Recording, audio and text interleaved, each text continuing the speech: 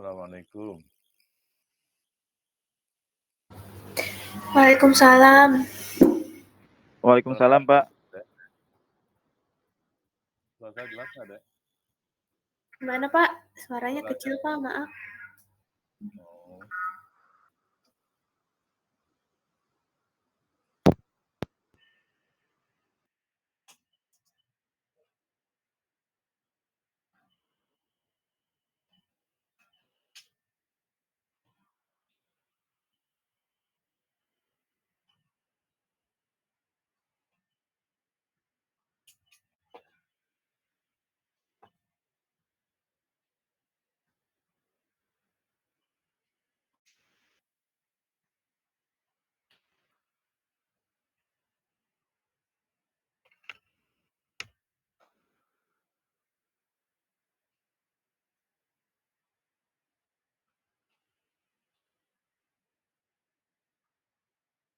Kalau sekarang besar, udah jelas. Jelas, Pak. Baik.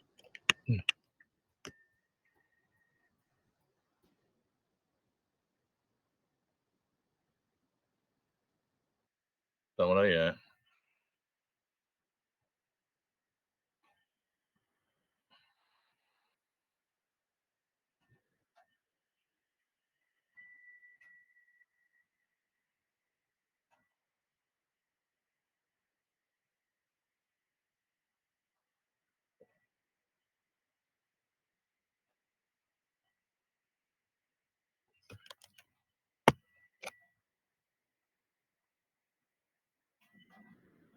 Ya, bismillahirrahmanirrahim. Alhamdulillah, malam ini kita bisa bertemu kembali untuk meneruskan kuliah kita ya, Dek. Nah, kita lanjut dengan topik kita pada malam hari ini, yaitu masalah dan perumusannya. Ya.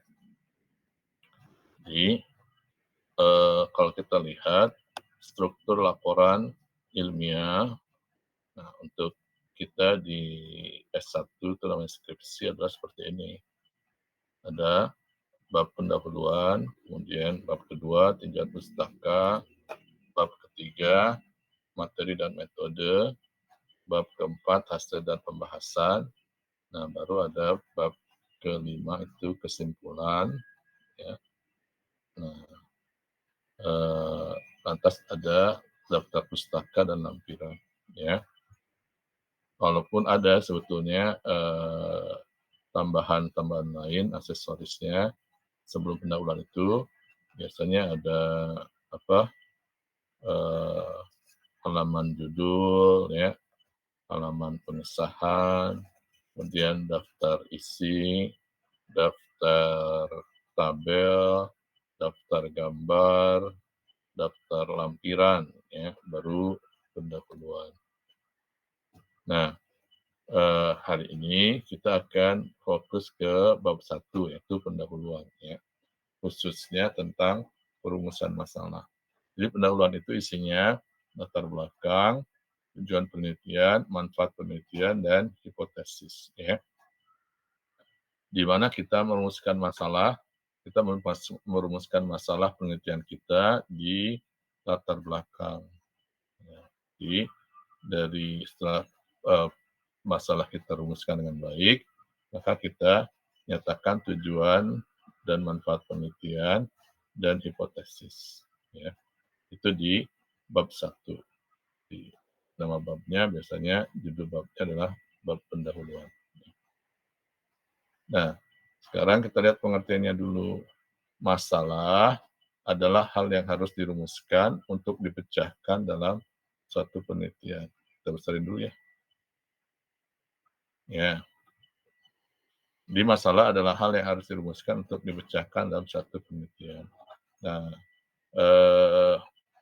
di pertemuan sebelumnya, ketika kita membahas metode ilmiah, yaitu langkah-langkah apa yang dikerjakan dalam sebuah penelitian dalam pencarian kebenaran dengan menggunakan metode ilmiah. Yang pertama adalah kita membuat sebuah pertanyaan atau merumuskan masalah. Ya. Jadi, mengapa ada masalah? Nah, bisa jadi masa itu didapati karena ada tantangan, ada kesangsian atau kebingungan, ada kemenduaan arti atau ambiguity, dan ada rintangan dan halangan, ada celah atau gap ya antar kegiatan atau antar fenomena, baik yang telah ada ataupun yang akan ada. Nah, penelitian diharapkan dapat memecahkan masalah tersebut atau paling tidak menutup celah yang ada. Ciri-ciri masalah yang baik, yang pertama dia memiliki nilai penelitian, kemudian memiliki kelayakan, dan sesuai dengan kualifikasi peneliti. Kita lihat satu persatu ya. Ini apa yang dimaksud dengan nilai penelitian? Nah, yang pertama dia memiliki keaslian. Di masa itu harus asli. Masalah yang dipilih harus mengenai hal-hal yang kekinian dan baru, bukan yang sudah banyak dirumuskan dan diteliti oleh banyak orang. Kemudian dia memiliki nilai ilmiah, bukan merupakan hal yang sepele. Nah, kemudian dia mengenai pertanyaan-pertanyaan signifikan yang kurang memperoleh perhatian di masa lampau. Ya. Hal-hal lama bisa dijadikan masalah penelitian. Hal-hal tersebut harus dikaitkan dengan teknik percobaan atau teori baru sehingga topik-topik lama lebih dihargai. Ya, jadi hal-hal lama juga bisa dilakukan lagi, diteliti lagi. Biasanya dilakukan dengan teknik teknik yang baru ya, atau dikaitkan dengan teori baru. Ya.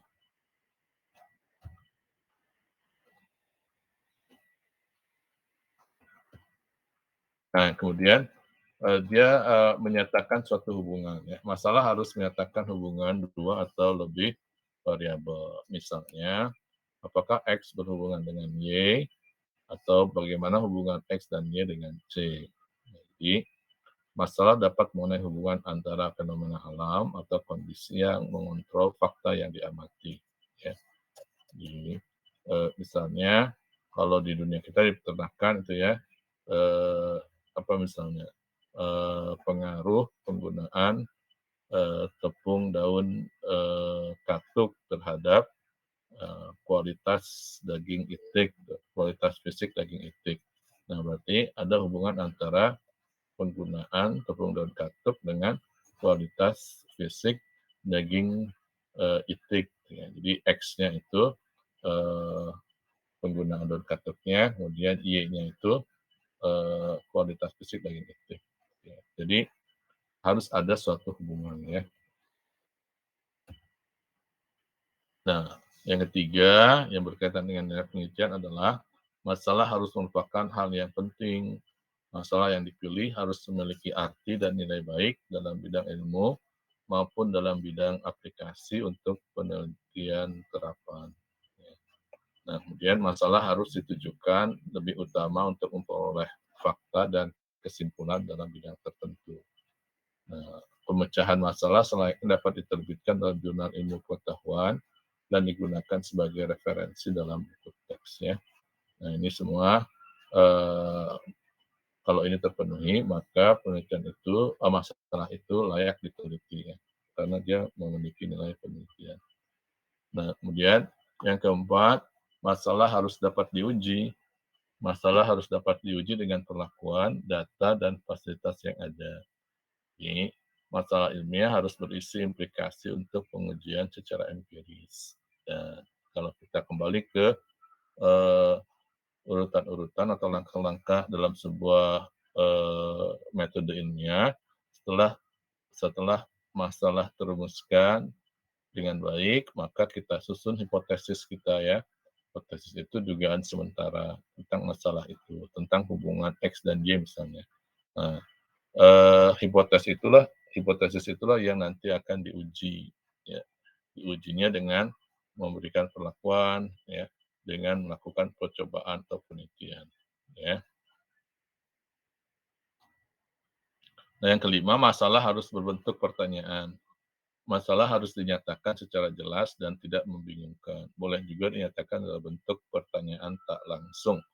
Nah, untuk yang kelima ini, dalam pendahuluan sebaiknya menurut saya, masalahnya itu tidak dibuat dalam pertanyaan langsung.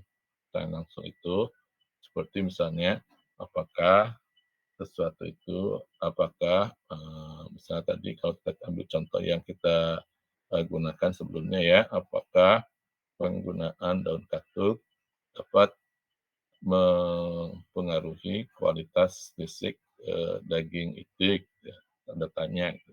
Nggak seperti itu, tapi sebaiknya dinarasikan, ya, dinarasikan dalam paragraf dan dinyatakan dalam bentuk kalimat pertanyaan tak langsung.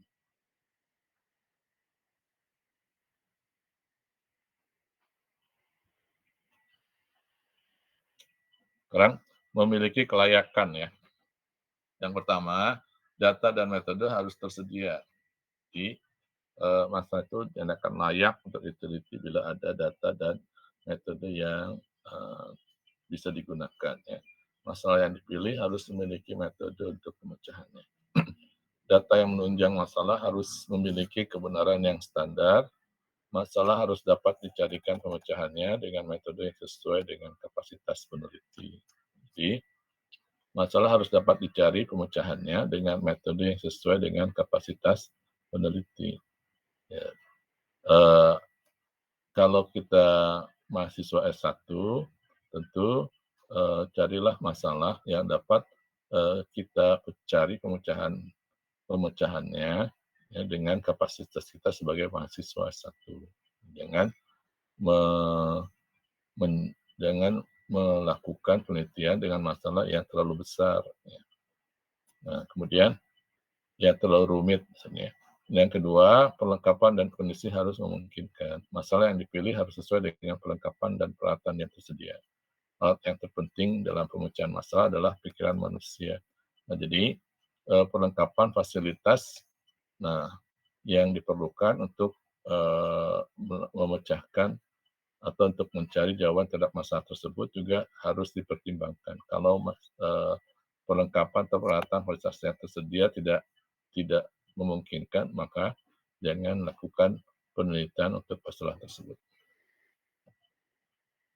Nah, biaya untuk memecahkan masalah harus seimbang. Jika biaya pemecahan masalah di luar jangkauan, maka masalah yang dipilih tidak layak. Masalah yang dipilih jangan hanya dikaitkan dengan kepentingan sendiri, ya. Jadi, jika masalah biaya pemecahan masalah di luar jangkauan, maka jangan gunakan itu untuk bahan penelitian kita. Ya. Kenapa? Karena nanti kalau biaya yang terlalu besar, akhirnya penelitian kita tidak selesai, tidak bisa dilaksanakan. Ya. Yang keempat, masalah harus didukung oleh sponsor yang kuat.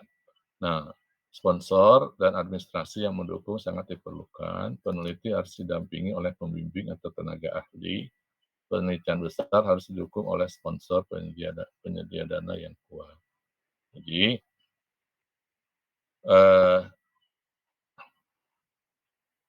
sponsor itu bisa dalam bentuk dana, sponsor dana ya, maupun juga sponsor atau fasilitas pembimbingan oleh tenaga ahli. Nah, jadi kalau di universitas, untuk kita yang sedang kuliah S1, nah, itu kita diberi dukungan oleh fakultas berupa pembimbing. Dosen pembimbing itu berarti sponsor. Ya. Dosen pembimbing atau tenaga ahli itu adalah sponsor kita dalam penelitian. Ya. Nah, kalau kita beruntung, kita bisa mendapat sponsor penyedia dana. Jadi penelitian kita didanai oleh sponsor tertentu, ya. Nah, kalaupun tidak ada sponsor tertentu penyedia dana, pasti ada seseorang yang membayari untuk kita. Nah, itulah yang disebut dengan sponsor dana, ya.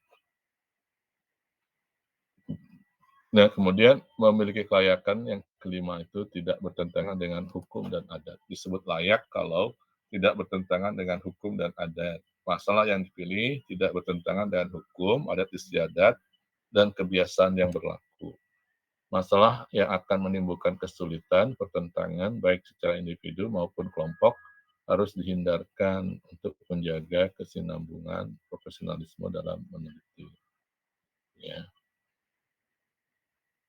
Nah, yang ketiga masalahnya, dia harus sesuai dengan kualifikasi peneliti. Yang pertama, sesuai dengan kualifikasi peneliti itu, ya si peneliti harus tertarik pada masalah yang dipilih itu. Masalah yang dipilih harus menarik bagi peneliti dan cocok dengan bidang kemampuannya. Masalah yang dipilih harus menarik pengetahuan peneliti dan memberi harapan kepada si peneliti untuk menemukan jawaban atau masalah lain yang lebih penting dan lebih menarik. Mengapa harus menarik bagi peneliti? Karena bila tidak menarik, maka si peneliti itu mungkin tidak akan menyelesaikan penelitiannya. Ya, kalaupun dia terus melakukannya, pasti karena terpaksa. Jadi kalau sesuatu dilakukan karena ketertarikan kita, maka kita akan melakukannya dengan penuh perhatian, ya, dengan eh, mengerahkan segala kemampuan kita, ya, karena kita tertarik. Ya.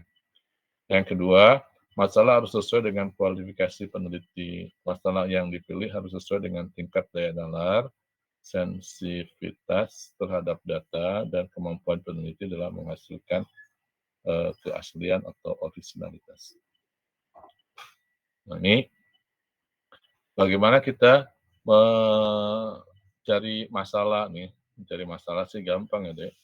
Tinggal ketemu orang di jalan, ditabok aja. Terus kita dapat masalah ya. Nah, tapi yang dimaksud dengan masalah di sini adalah masalah penelitian. Nah, yang pertama, dengan atau dari bahan bacaan ilmiah tentu saja ya. Jadi bahan bacaan ilmiah adalah sumber masalah yang sangat baik. Bisa berupa laporan hasil penelitian, skripsi, tesis, disertasi, majalah ilmiah, dan jurnal. Ya, masalah dapat diperoleh dari abstrak, kesimpulan, dan saran. Jadi, kalau kita sering membaca laporan hasil penelitian orang, itu baik berupa skripsi, kalau S1 ya, tesis untuk S2, dan disertasi untuk S3, maupun membaca jurnal-jurnal atau majalah ilmiah, maka kita bisa eh, mendapat ide tentang sesuatu yang bisa diteliti. Ya. Nah, biasakan kalau membaca itu mulai dari baca dulu abstraknya, ya, kemudian kesimpulan dan sarannya. Nah, dari kesimpulan itu biasanya di bab kesimpulan, selain kesimpulan, si penulis atau peneliti juga seringkali memberikan saran, ya, saran untuk sesuatu yang bisa dikerjakan selanjutnya berkaitan dengan hal tersebut. Ya.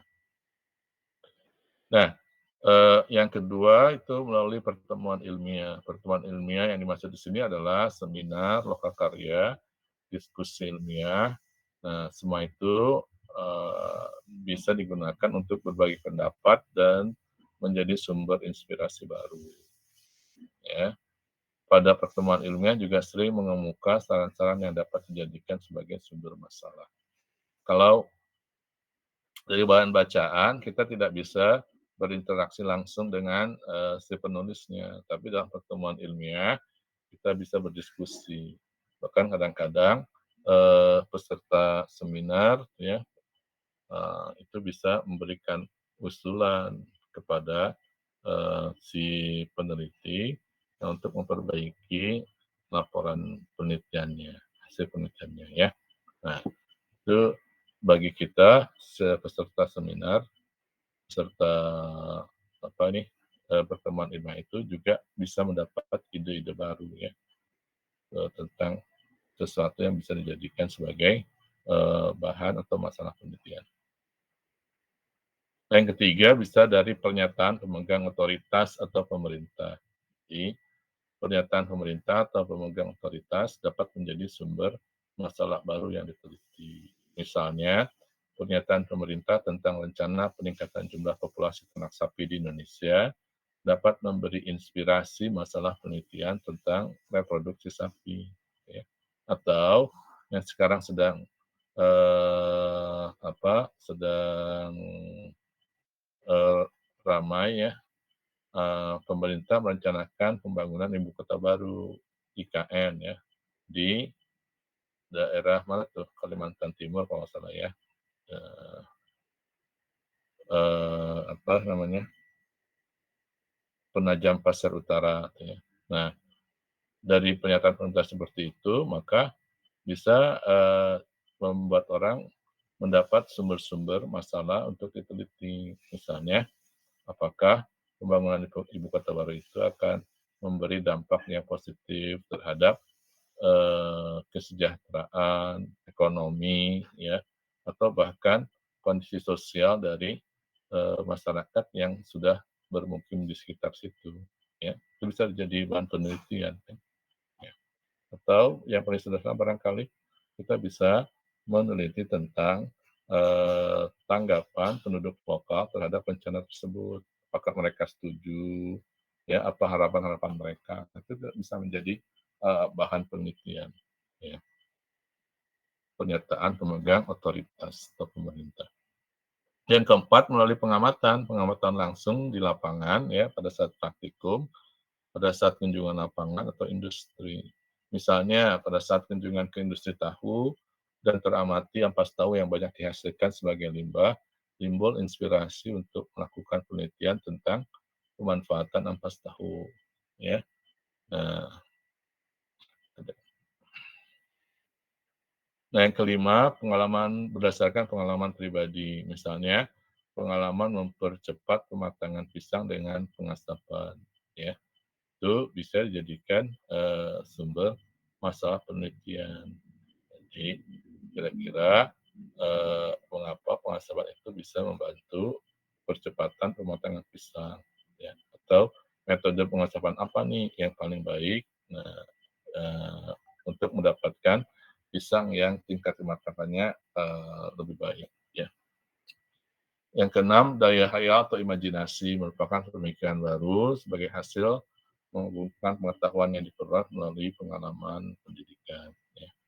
Kemudian intuisi, ini lebih mirip dengan ilham, yaitu suatu penjelasan atau pengertian yang tiba-tiba muncul terhadap suatu keadaan, muncul sebagai konsolidasi atau pengendapan berbagai informasi yang berkaitan dengan masalah yang akan diteliti, yang kemudian muncul dalam bentuk pertanyaan. Ya, jadi pada saat kita belajar sesi-sesi pertama, kita belajar tentang pencarian kebenaran ya. Dan kebenaran itu ada yang berdasarkan apa secara ilmiah maupun secara non ilmiah. Yang non ilmiah itu termasuk diantaranya penggunaan intuisi. Nah, kok sekarang ini kan kita sudah beranjak ke cara mencari kebenaran dengan metode ilmiah ya. Kenapa masih ada intuisi? Nah, bedanya intuisi di sini itu menjadi sumber masalah saja, tapi tahapan pembuktiannya itu dilakukan dengan metode ilmiah. Jadi dirumuskan masalahnya, kemudian harus ada hipotesisnya dan ada uji hipotesisnya ya.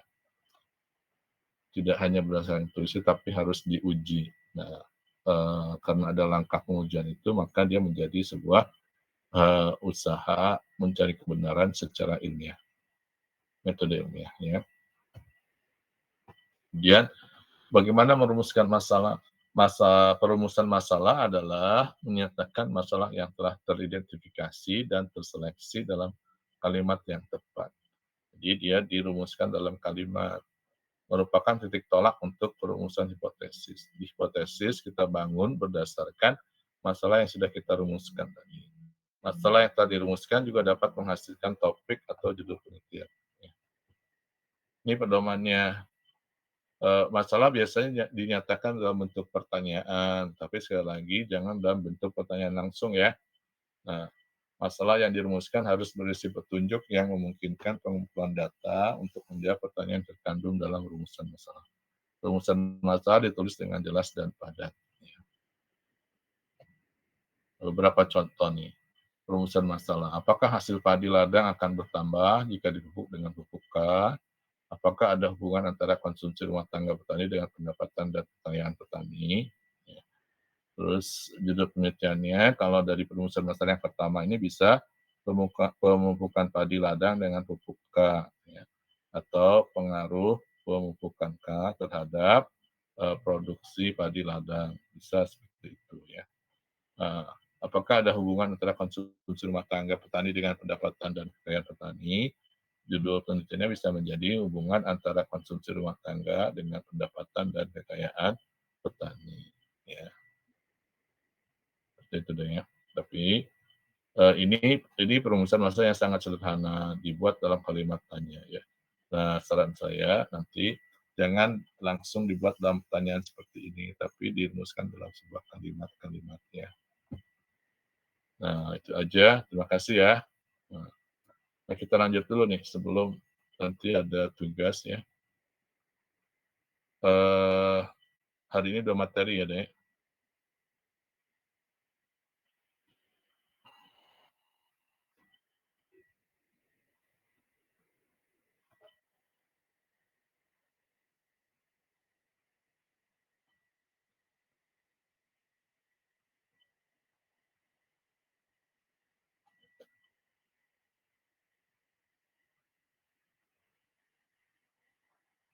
Ya, kita lanjut dengan hipotesis dulu ya.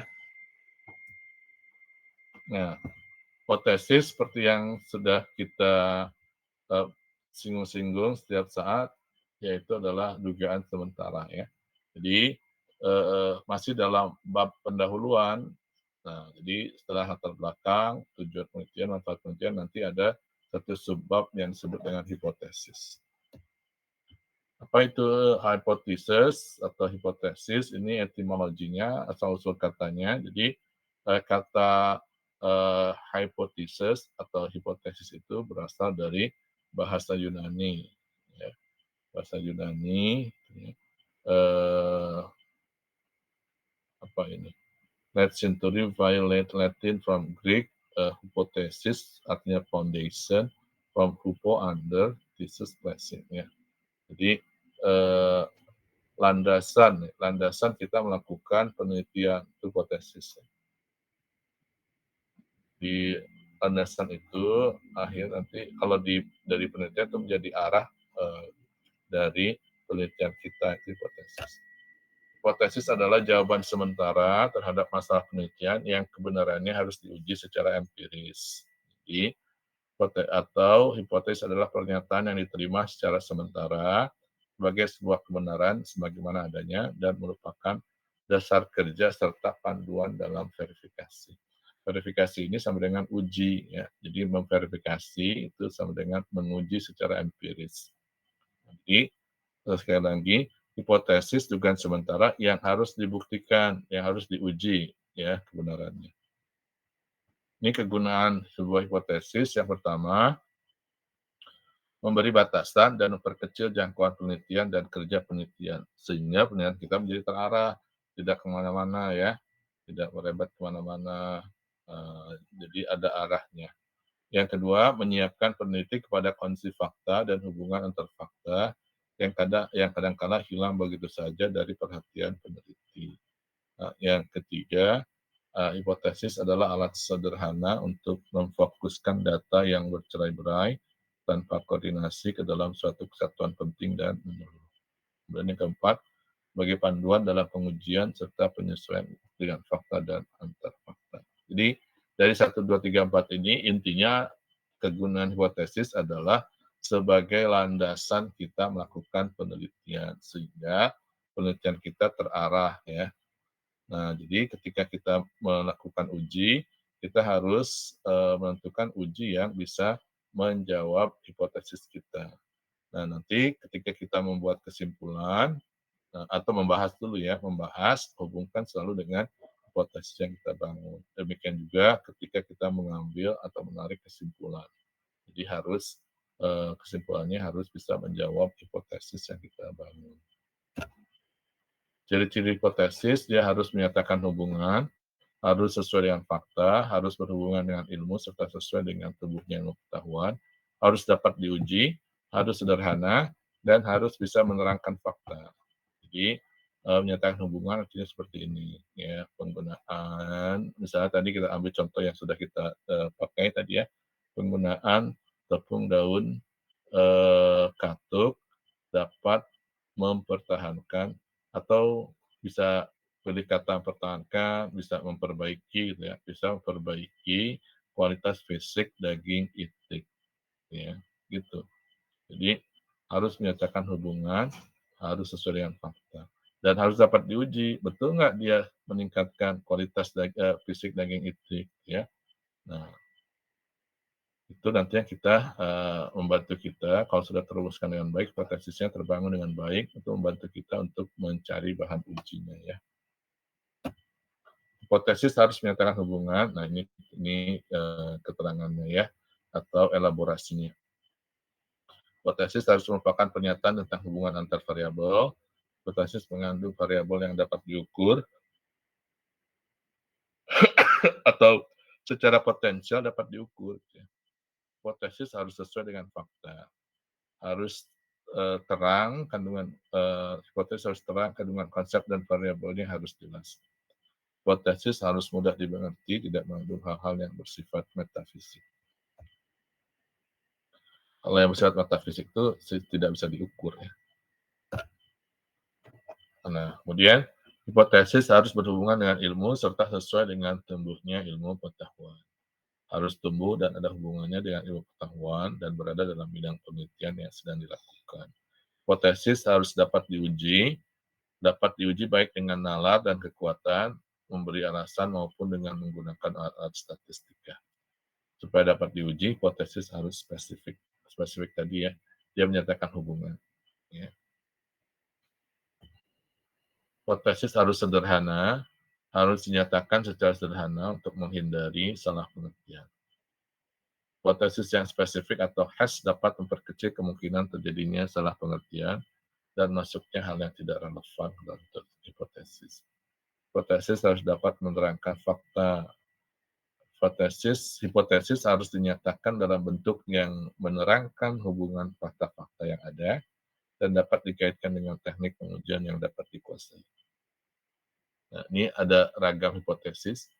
Yang pertama, hipotesis tentang hubungan dan perbedaan. Ragam hipotesis ini didasari oleh pernyataan sementara yang dibuat mencerminkan adanya hubungan atau perbedaan.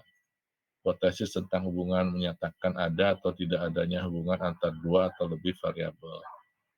Hipotesis tentang perbedaan menyatakan ada atau tidak adanya perbedaan antar perlakuan. Nah, biasanya kalau di bidang kita peternakan itu banyaknya yang ketiga ini, hipotesis tentang perbedaan menyatakan ada atau tidaknya perbedaan antar perlakuan ya, yang bisa diuji dengan analisis ragam. Hipotesis kerja dan hipotesis null atau null ya. Ragam hipotesis ini didasari oleh cara peneliti menyusun pernyataan dalam hipotesisnya. Hipotesis null diformulasikan untuk ditolak setelah pengujian. Dalam hipotesis null selalu ada implikasi, tidak ada beda. Misalnya, tidak ada perbedaan antara sesuatu dengan sesuatu, atau sesuatu tidak mempengaruhi sesuatu. Dengan ditolaknya hipotesis null, hipotesis pasangan alternatif diterima. Hipotesis kerja biasanya dirumuskan dari kata, ini sih yang begini-begini biasanya di ilmu sosial deh. Kalau di bidang kita tuh hipotesisnya cukup yang ini tadi ya, 3 ini biasanya ya. Nah, menyatakan perbedaan ada tidaknya tentang perbedaan, menyatakan ada atau tidak adanya perbedaan antar pengakuan. Biasanya seperti itu ya. Ya, jadi ini pedoman merumuskan hipotesis. Yang pertama, hipotesis dituliskan sebagai kalimat pernyataan, bukan pertanyaan ya. Harus pernyataan. Kalimat pernyataan hipotesis harus singkat dan jelas, harus menyatakan perbedaan atau hubungan agar pembaca mengetahui apa yang akan diuji dalam analisis statistika. Nah, untuk diingat dalam merumuskan hipotesis, hindari keyakinan berlebihan terhadap kebenaran hipotesis. Keyakinan berlebihan dapat mendorong peneliti melakukan berbagai cara hingga memanipulasi data untuk membuktikan bahwa hipotesis yang dirumuskannya benar. Padahal hipotesis itu hanya merupakan kesimpulan sementara yang mungkin tidak terbukti benar. karena data yang diperoleh tidak sesuai atau hipotesis yang dirumuskan tidak tepat. Bila ini terjadi, yang harus dilakukan adalah melakukan analisis dan pembahasan mengapa hal tersebut terjadi. Beberapa kemungkinan penyebabnya: pustaka tidak relevan, prosedur penelitian tidak tepat, sampel kurang memenuhi syarat, kesalahan analisis statistika. Jadi maksudnya di sini yang harus diperhatikan itu adalah bahwa hati-hati dengan memaksakan agar hipotesisnya bisa diterima. Padahal keberhasilan sebuah penelitian bukan bila terbukti hipotesisnya benar. Hipotesis salah pun itu bukan berarti penelitiannya gagal. Penelitian yang berhasil adalah penelitian yang disusun dengan hipotesis yang sudah dirumuskan dengan baik dan dilakukan dengan mengikuti langkah-langkah metode ilmiah. Yaitu berarti penelitiannya berhasil karena penelitian dilakukan dengan metode ilmiah. Ya.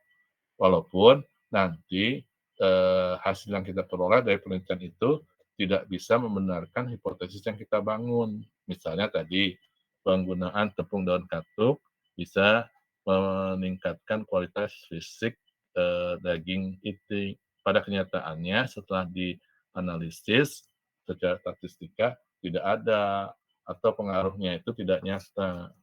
Ya, jadi bukan berarti penelitian kita gagal, tapi hipotesis yang kita bangun itu tertolak, tidak dapat dibuktikan. Ya, itu bukan berarti gagal penelitiannya. Ya.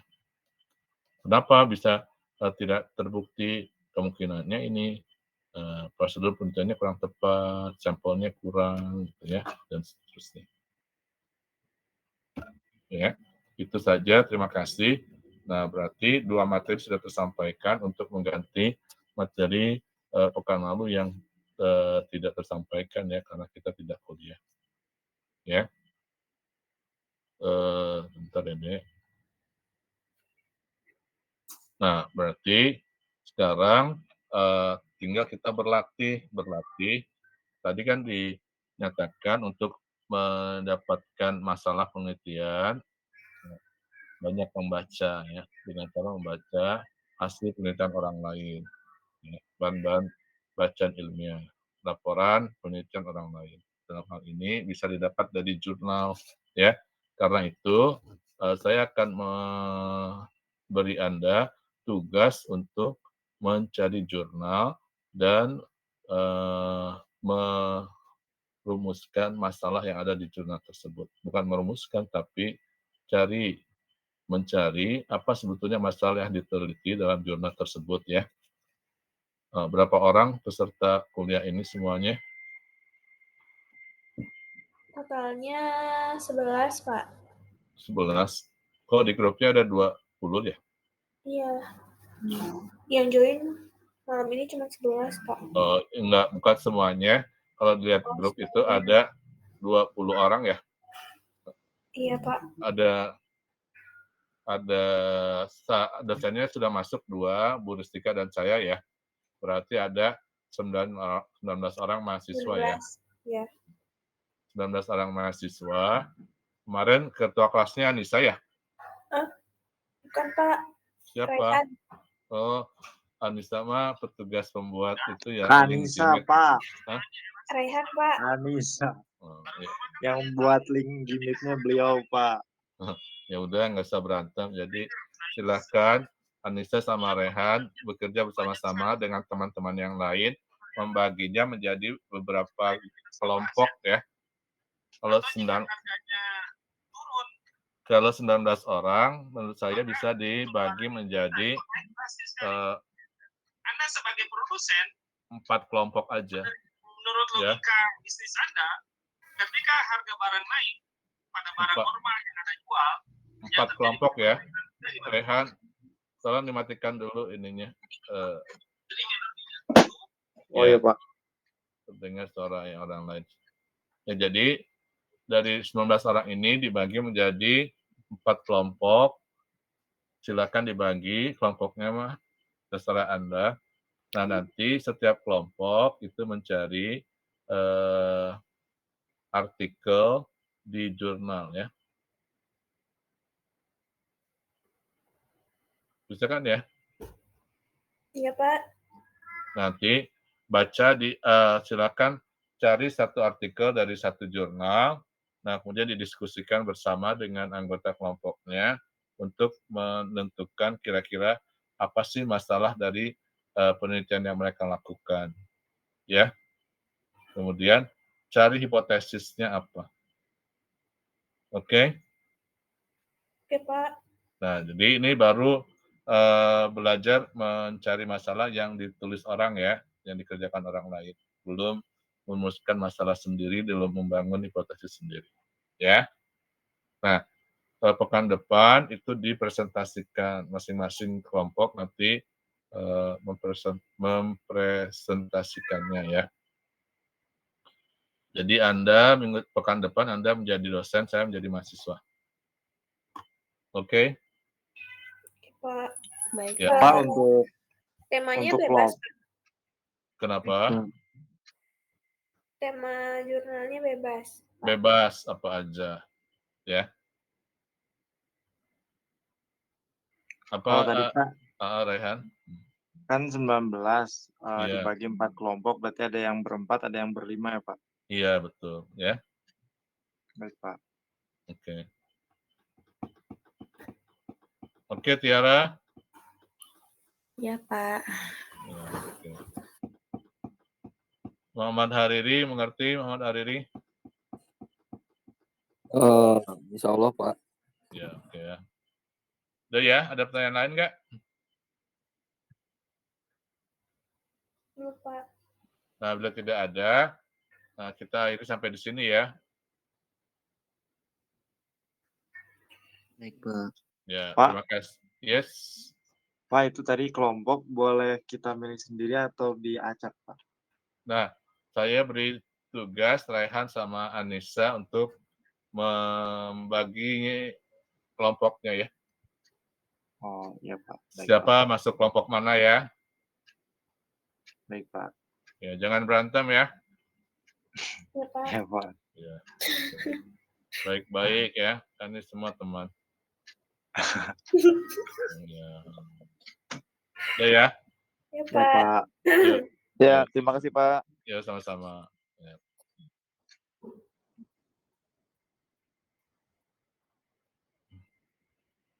Anca, selamat malam. Bye-bye. Have a nice dream. Yuk, Assalamualaikum, Ki. Waalaikumsalam, Pak. Makasih, Pak. Yuk, sama-sama. Saya Terima kasih keluar ya. Pak. Yuk.